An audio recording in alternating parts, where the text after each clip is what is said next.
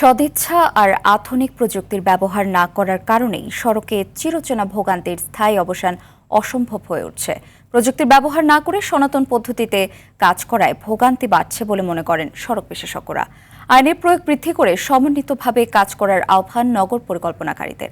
সড়ক খোঁড়াখুড়ি নিয়ে সাকিবুর রহমানের ধারাবাহিকের শেষ পর্ব। ছবি তুলেছেন নাজমুল হোসেন সাইমন। ঢাকা শহরে সড়ক ব্যবস্থাপনার সঙ্গে যুক্ত অন্তত ২৬টি সেবা সংস্থা বিভিন্ন সময়ে তাদের কাজে সড়ক খুঁড়ে উন্নয়ন প্রকল্প বাস্তবায়ন করে থাকে। সেখানেই ভোগান্তিতে পড়তে হয় নগরবাসীকে। এই নরক যন্ত্রণা থেকে মুক্তির প্রথম এবং সবশেষ কার্যকর সমাধান হলো ইউটিলিটি টানেল বা কমন ডাক ব্যবস্থা, যা উন্নত বিশ্বে ব্যবহার করা হয়। যোগাযোগ বিশেষজ্ঞরা বলছেন, দেশে জিপিআর, মাইক্রো টানেলিং ও প্রিকাস্ট প্রযুক্তি ব্যবহারের মাধ্যমে ভোগান্তি কমাতে হবে।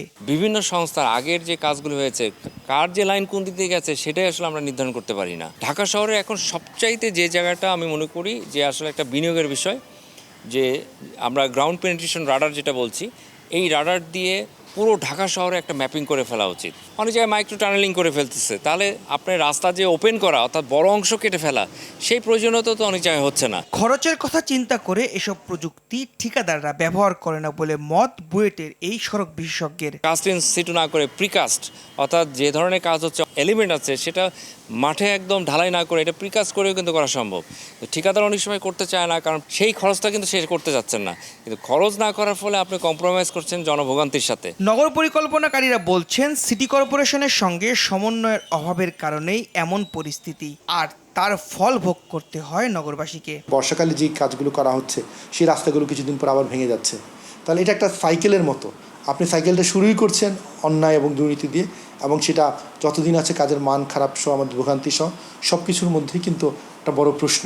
দিনের পর দিন এভাবে রাস্তা খুঁড়ে কাজ করায় জমা পানি থেকে বাড়তে পারে ডেঙ্গু। এজন্য সিটি কর্পোরেশনকেই দায় নিতে হবে বলে করেন নগরবিদরা। বর্ষা মৌসুমে যখন কাজ করবেন তখন তো অনেক জায়গাতেই কিন্তু জমা পানি তৈরি হয়, এবং জমা পানি তো ডেঙ্গুর প্রধানতম উৎপত্তি স্থল। তাহলে আমরা কেন, বছরে তো আরও ৮-৯ মাস আছে, তাহলে কেন আমরা বেছে বেছে বর্ষা মৌসুমে কাজটা আমরা করব? সাময়িক জোড়াতালির উন্নয়ন বাদ দিয়ে দীর্ঘমেয়াদী ও টেকসই পরিকল্পনায় পারে নগরবাসীকে আজীবন ভোগান্তি থেকে মুক্তি দিতে। সাকিবুর রহমান, RTV, ঢাকা।